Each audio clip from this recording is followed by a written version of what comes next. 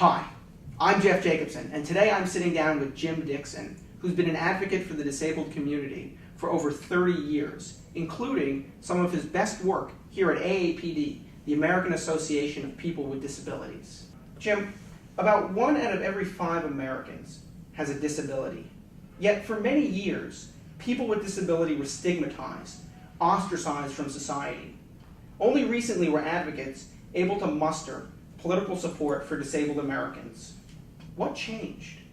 The first thing that changed was the passage of the Americans with Disabilities Act, ADA, in 1990. That established for the first time in the history of the planet, not just in the United States, that access to society is a civil right. It's a civil right for a person who uses a wheelchair to get into a public building or a store, in the same way that it's a civil right for an African American to be able to shop anywhere, eat anywhere, get on a bus and sit anywhere. But ADA had to get through Congress. How did political support for that change? First of all, we had some outstanding congressional leadership. Senator Tom Harkin from Iowa has been a champion for disability. He had a brother who is deaf, and anybody who has a family member with a disability becomes aware right away of the segregation, the stigma that people with disabilities experience. So would you say it's familiarity with the disabled, with people who are disabled, that really changed support?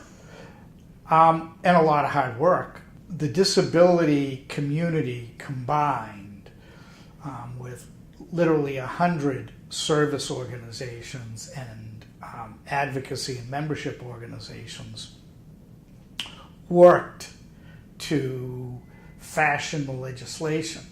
It took a political struggle.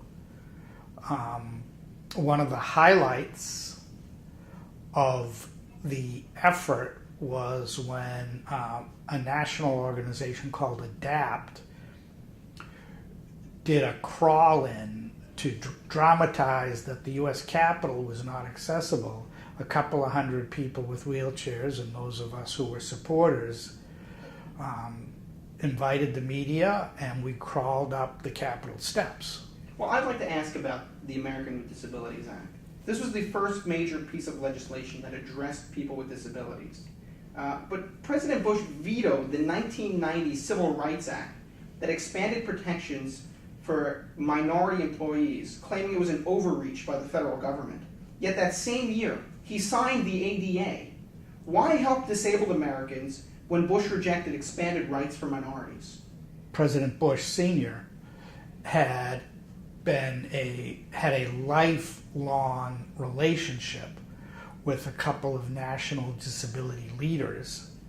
In fact, he was regular bridge players with Evan Kemp, who had a degenerative paralyzing disease. Evan graduated in the top 15 of his Harvard Law School class and could not get a job as a lawyer. So there was some personal familiarity, but there was also a lot of organized grassroots effort with people from around the country meeting with their senator or congressman out in their district and simply telling their own stories. The ADA, it passed with strong bipartisan support, Yeah. as did the ADA Amendments Act in 2008, which resolved some of the original issues from the 1990 bill. Does this show the disabled community's political muscle or a lack of partisan opposition on the issue? Disability is an equal opportunity occurrence. By that I mean disability can happen at birth or through the course of living, and it happens to Republicans, Democrats, and independents. Two of the biggest supporters right now in Congress are Tom Harkin, a Democratic senator from Iowa, who you could describe as a liberal, and Jim Sensenbrenner, a Wisconsin Republican in the House of Representatives, who you could describe as a conservative. How does an organization like AAPD win over a consistent long-term advocate like Harkin or Sensenbrenner when there appears to be little political appeal in working toward this issue in states like Iowa and Wisconsin? AAPD takes its nonpartisan role very seriously. I think the broader disability community has learned from one of Winston Churchill's dictums, which is no permanent enemies, no permanent allies, only permanent interests. Jim Sensenbrenner's wife has a disability.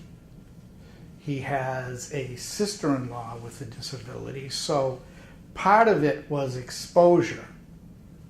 The exposure helps people past the fear and anxiety that comes when coming in contact with a person with a disability. Senator Harkin, who chairs the Health, Education, Labor and Pensions Committee, or HELP Committee, is retiring at the end of his term. He's retiring in 2014. Is this a major blow to your cause? I think of it as a natural step in the maturity of the disability community as a political force. We will build relationships with, and are constantly working to build relationships with, political leaders. In December 2012, the U.S. Senate failed to ratify the UN Convention on the Rights of Persons with Disabilities. This convention sought to internationalize the norms and legal practices put into place by the 1990 and 2008 American with Disabilities Act. Was this failure pure politics or actual opposition to the basic tenets of the UN Convention? With any civil rights law, it's going to take 5 to 10 years to pass it. It's shameful that the United States is the only country in the world that hasn't signed on to the convention. But they will, because we have grown as a political force.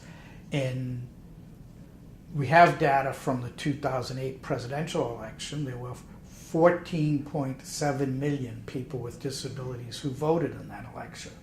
That's twice as many Latinos.